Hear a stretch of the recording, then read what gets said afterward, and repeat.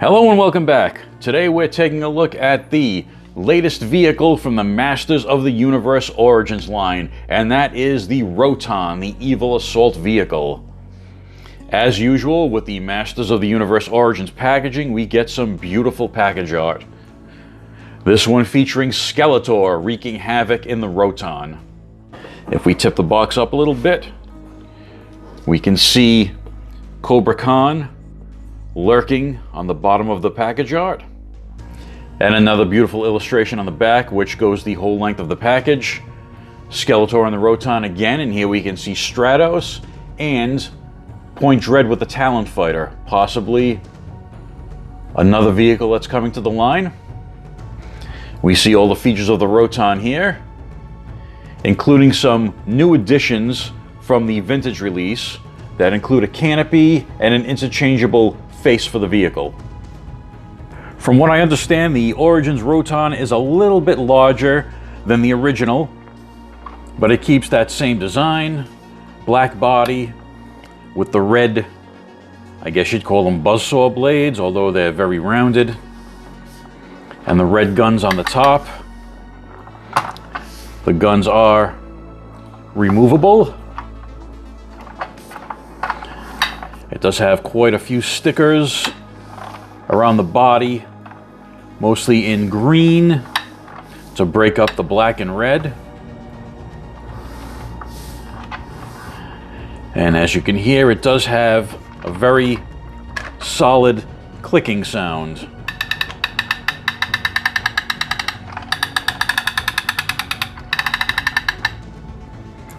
Here's old Skelly in the Roton, just as he is in the box illustration. And there are two sticks, handles, whatever you'd like to call them, on either side of the seat that he is able to grab onto, probably to control these guns.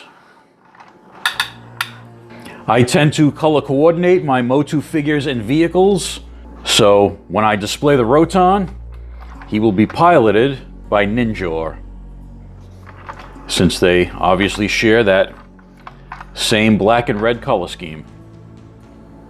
There are two new accessories included with this Roton that were not part of the original Mattel toy.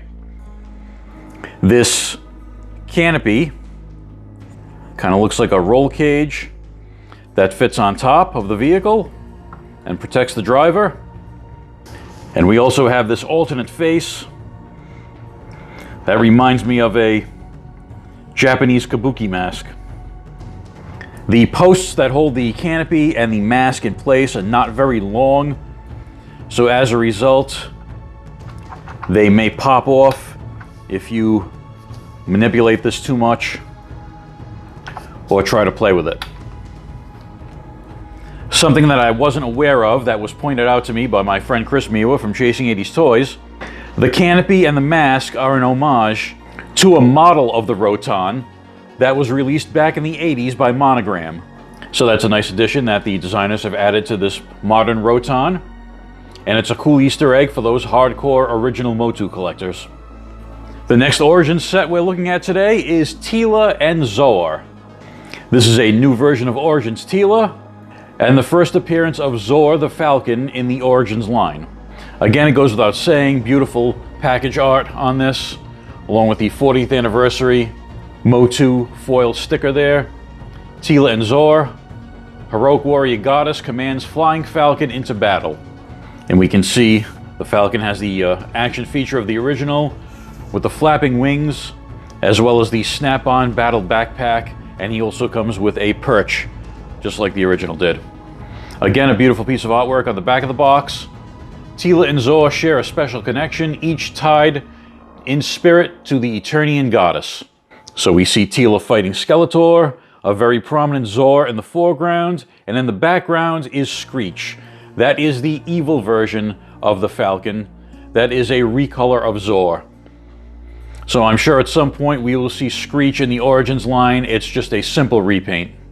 We can also see a demonstration of the action feature and the snap-on backpack, and a cross-sell for the newest wave that includes the Roton, King Randor, Snoutspout, Whiplash, the comic version of Trapjaw, Leech, and Digitino from the Sunman series.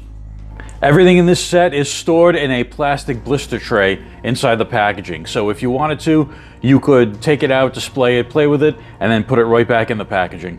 The biggest change we can see with this Teela, I believe, is the head sculpt, which now has her hair in a ponytail rather than her more familiar updo.